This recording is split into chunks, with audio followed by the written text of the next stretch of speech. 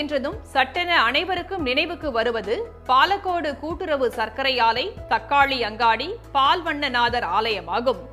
விவசாயத்தை தவிர பெரிய அளவிலான வேலைவாய்ப்புகளை தரக்கூடிய தொழில் நிறுவனங்களோ, தொழிற்சாலைகளோ அல்லது விவசாயம் சார்ந்த தொழில் வாய்ப்புகளோ எதுவுமே கொண்டுவரப்படாத, வளர்ச்சி பெறாத தொகுதியாகவே தற்போது வரை இருந்து வருகிறது பாலக்கோடு சட்டமன்ற தொகுதி.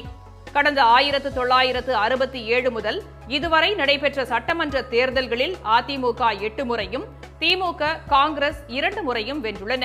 பாலக்கோடு தொகுதியில் மொத்தம் 2,30,183 வாக்காளர்கள் உள்ளனர். இவர்களில் ஆண் வாக்காளர்களே அதிகம். ஒரு காலத்தில் பாலக்கோடு தொகுதியில் பரவலாக கரும்பு சாகுபடி செய்யப்பட்டு வந்தது. ஆனால் பருவமழை தவறியது, தண்ணீர் பற்றாக்குறை என பல்வேறு காரணங்களால் தொடர் பாதிப்புகளை விவசாயிகள் சந்தித்ததால் கரும்பு சாகுபடி பரப்பு நாளுக்கு நாள் குறைந்துவிட்டது. பாலக்கோடு பொறுத்தவரையிலும் விவசாயத்தை சேர்ந்துருந்தாங்க. கொஞ்ச காலமாக தண்ணி இல்லை, தண்ணி வசதி இல்லாததுனால விவசாயம் ரொம்ப பொய்த்து போச்சு.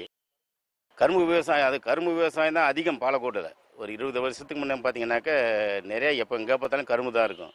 இப்போ அந்த கரும்புன்ற வாசனை குறைஞ்சி போச்சு. காரணம் என்னன்னா தண்ணி இல்லை. இந்த கரும்பு இங்கே அதிகம் உற்பத்தி அதனால தான் சக்கரை மில்லை கொண்டு வந்தாங்க.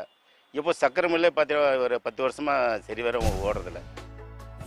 தண்ணீர் பிரச்சனைக்கு தீர்வு காணப்படாததால் சொந்த ஊரில் பிழைக்க முடியாமல் விவசாயிகள், கூலி தொழிலாளர்கள், படித்த இளைஞர்கள் பிழைப்பு தேடி பெங்களூருவுக்கு செல்லும் நிலை தற்போது வரை தொடர்கிறது. தென்பெண்ணை ஆற்று நீரை எண்ணேகொல்புதூர் வழியாக தூள்செட்டி ஏரி, தும்பல அள்ளி ஏரி உள்ளிட்ட நீர்நிலைகளை நிரப்பும் திட்டத்தை செயல்படுத்த வேண்டும் என்பது தொகுதி மக்களின் நீண்ட நாள் கோரிக்கையாகும். கேபி அன்பழகன் 4 முறை ஜெயிச்சிருக்கிறாருங்க. இதுவரையும் தொடர்ந்து 4 முறை ஜெயிச்சியும், ஆனால் இந்த தொகுதிக்கு எதுவுமே செய்யலைங்க. எந்த ஒரு நலத்திட்ட உதவி மட்டும் செய்கிறாங்க. அவங்க வராங்க, அவங்க கட்சிக்காரருக்கு செஞ்சுக்கிறாங்க, அது மட்டும் தான் செய்கிறாங்களே தவிர மற்ற வேலை வாய்ப்பு இந்த மாதிரி தொழில் சம்மந்தப்பட்டது யாருக்குமே எதுவுமே செய்யலைங்க. ஆனால் அவங்க பொழைக்க வேண்டிய இதுக்காக ரோட்டு போடுறாங்க, அவங்க வண்டி ஓடுது. எண்ணக்கல்புதூர் திட்டத்துக்கு ஒரு பெரியவர் கேட்டாருங்க. அந்த பெரியவர் கேட்டதுக்கு நான் செய்கிறேன், இந்த வாட்டி செய்கிறேன் அப்படின்னு சொல்லிட்டு ஜெயிச்சுட்டு போனாருங்க. ஆனால் இந்த வழியில் போகிறாரு, பாலக்கோடு போகிறாரு, தருமபுரி போகிறாரு, மெட்ராஸ் போகிறாரு, சேலம் போகிறாரு, எடப்பாடி கிட்ட கூட போகிறாரு.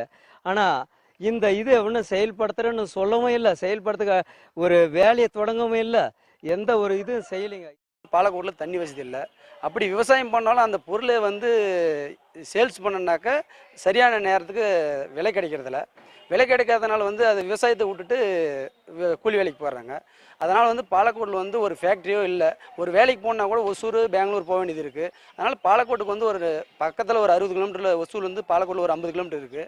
அங்கே ஒரு ஃபேக்ட்ரி போட்டாக்க இல்லை படித்த இளைஞர்களுக்கு நல்லா வேலை கிடைக்கும். பாலக்கோடு சட்டமன்ற தொகுதியில் 20 வருஷமாக இருக்காருங்க கேபி அன்பழகன் இருக்காருங்களா.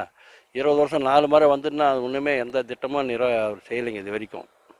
ரெண்டாவது பாலக்கோடும் காரியமங்கலமும் ஒன்றா இருக்கும்போது, வட்டாரம் இருக்கும்போது ஒரே பஞ்சாயத்து அந்த பிடிஓ ஆஃபீஸ். இப்போ தனியாக வந்த மாதிரி கூட எந்த டெவலப்பும் கிடையாதுங்க. ஒரே ஒரு பஸ் கூட அது காரியமங்கலம் டவுனுக்குள்ளே வரதில்லைங்க. டெய்லி ஜனங்களுக்கு ரொம்ப கஷ்டமாக இருக்குது. பாலக்கோடு தொகுதியை சுற்றி சின்னார் டேமு, மாரநெல்லி பக்கம், பஞ்சுப்பிள்ளி இதெல்லாம் சேர்ந்த இடத்துல மணல் இருக்குங்க. இரவு பகலுன்னு பாராமல் மணல் ராத்திரி பகலாக போதுங்க. அது யார் என்னன்னு தெரியலைங்க. அது எந்த வகையிலையும் கண்ட்ரோல் படுத்தலைங்க.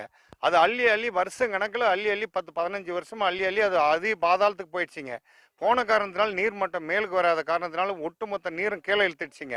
ஆகையால இதை சுற்றி உள்ள விவசாயம் ஒட்டுமொத்தமாக அடிமட்டத்துக்கு போயிடுச்சிங்க. தண்ணி பற்றாக்குறை, நம்மளை சுற்றி தண்ணி போய் அந்த தண்ணி நம்ம பயன்பட முடியாமல் போயிடுதுங்க. 4 முறை சட்டமன்ற உறுப்பினராக இருந்தும் அமைச்சர் பதவி கிடைத்தும் கூட கேபி அன்பழகன் தொகுதி வளர்ச்சிக்கு உரிய திட்டங்களை செய்யவில்லை என்பது மக்களின் புகாராகும். ஆனால் குடிநீர், சாலை வசதி உள்ளிட்ட பல்வேறு பணிகளை மேற்கொண்டு